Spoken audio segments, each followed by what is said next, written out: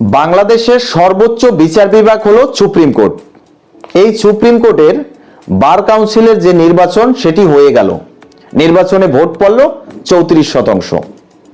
এবং সেই নির্বাচনে আওয়ামী লীগ সমর্থক যে সকল আইনজীবী আছে বা আওয়ামী লীগকে সমর্থনকারী যে সকল আইনজীবী আছে তারা অংশগ্রহণ করতে পারল না।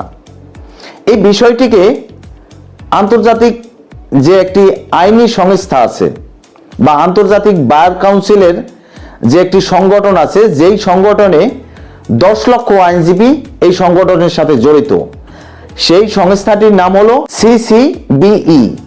এই সংস্থা থেকে সরাসরি বাংলাদেশের প্রধানমন্ত্রী তারেক রহমানকে চিঠি দিয়েছে কেন আওয়ামী লীগকে ছাড়া বাংলাদেশের সর্বোচ্চ আদালত সুপ্রিম কোর্টের নির্বাচন হলো এবং সেই নির্বাচনে 34% ভোট কিভাবে পড়লো, মাত্র 34%।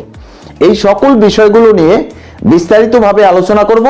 ভিডিওটি মনোযোগ সহকারে ধৈর্য ধরে কন্টিনিউ করুন এবং শেষ পর্যন্ত দেখার পরে যদি ভিডিওটি ভালো লাগে তাহলে লাইক দিয়ে চ্যানেলটা সাবস্ক্রাইব করবেন এবং কমেন্ট করে আপনার মূল্যবান মতামত জানিয়ে যাবেন। বলছিলাম দর্শক, বাংলাদেশের সর্বোচ্চ আদালত সুপ্রিম কোর্টের বার কাউন্সিলের যে নির্বাচন সেই প্রসঙ্গে এখানে বার কাউন্সিলের নির্বাচনের অধিকাংশ যে সকল বড় বড় পদগুলো আছে সেই সকল পদগুলোই বিএনপির যত আইনজীবী আছে তারাই এই নির্বাচনে দখল করে নিয়েছে। এখন এনসিপি এবং জামাত তারা অনেকে দাবি করছেন যে এখানে ভোট কারচুপি হয়েছে, এছাড়া নানাবিধ অনেক কথা। যাক, সে কথায় আমি আসবো না। আন্তর্জাতিক যে একটি আইনি সংস্থা আছে বা ইউরোপের 10 লক্ষ আইনজীবীদের একটি সংগঠন, সেই সংগঠনের নাম হচ্ছে CCBE। এই সংগঠনটি বাংলাদেশের সুপ্রিম কোর্টের এই যে বার কাউন্সিলের নির্বাচন, এই নির্বাচনে আওয়ামী লীগ যে অংশগ্রহণ করলো না এবং মাত্র 34% ভোট পড়লো, এই সব কিছু নিয়ে তারেক রহমানকে একটা চিঠি দিয়েছে। এখন বুঝুন যে বিষয়টি কত দূর গড়িয়েছে। আন্তর্জাতিকভাবে শেখ হাসিনাকে দেশে ফিরানো, আওয়ামী লীগকে রাজনীতি করার সুযোগ তৈরি করে দেয়া, এই সকল বিষয় তো এমনিতেই তারেক রহমানের উপর চাপ প্রয়োগ করছেই। তারপরে নির্বাচন মানে এই বার কাউন্সিলের নির্বাচন, এটা নিয়েও বাংলাদেশের প্রধানমন্ত্রীর কাছে চিঠি দিল। কারা দিল? ইউরোপের অনেক বড় একটি আইনি সংগঠন CCBE, যেখানে 10 লক্ষের বেশি আইনজীবী এই সংগঠনের সাথে জড়িত। এখন বুঝুন বিষয়টি কত গুরুত্বপূর্ণ এবং কতটা গভীরতা আছে এই বিষয়ের। এছাড়াও একটু চিন্তা করুন যে আওয়ামী লীগের সক্ষমতা কি। আওয়ামী লীগকে ফেরানোর জন্য জাতিসংঘ থেকে চিঠি দেয়, আওয়ামী লীগকে ফেরানোর জন্য ভারত চাপ দেয়, ফ্রান্স চাপ দেয়, চীন চাপ দেয় বাংলাদেশের উপরে, রাশিয়া চাপ প্রয়োগ করে। তাহলে আওয়ামী লীগের পররাষ্ট্রনীতি কতটা গভীর এবং কতটা মজবুত এই জিনিসটা বুঝতে হবে। এছাড়াও বর্তমানে এই বার কাউন্সিল নির্বাচন নিয়ে আন্তর্জাতিক মহল একদম তেড়ে ফুঁড়ে বসেছে। তারেক রহমানের কাছে সরাসরি ইউরোপের 10 লক্ষ আইনজীবীদের সংগঠন CCBE তারা একটি চিঠি দেওয়া মানে বিষয়টি চারটিখানি কোনো বিষয় না। এই বিষয়টিকে যারা চারটিখানি ভাববেন তারা বোকার স্বর্গে বসবাস করছেন। বর্তমান সময়ে আওয়ামী লীগের এই যে ফিরে আসার প্রেক্ষাপট দেখবেন, একের পর এক আওয়ামী লীগের হেভিওয়েট প্রার্থীদের, হেভিওয়েট নেতাদের জামিনী মুক্তি দেওয়া হচ্ছে।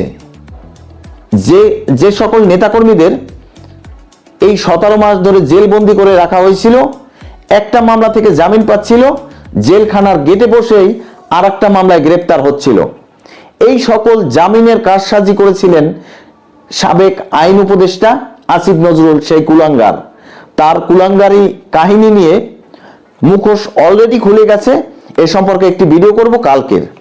আজকের ভিডিওতে আমি এই বিষয় নিয়ে আলোচনা করতে চাই না, শুধুমাত্র এতটুকু বলতে চাই যে আওয়ামী লীগের নেতাকর্মীদের একের পর এক ছেড়ে দিতে বাধ্য হচ্ছে সরকার।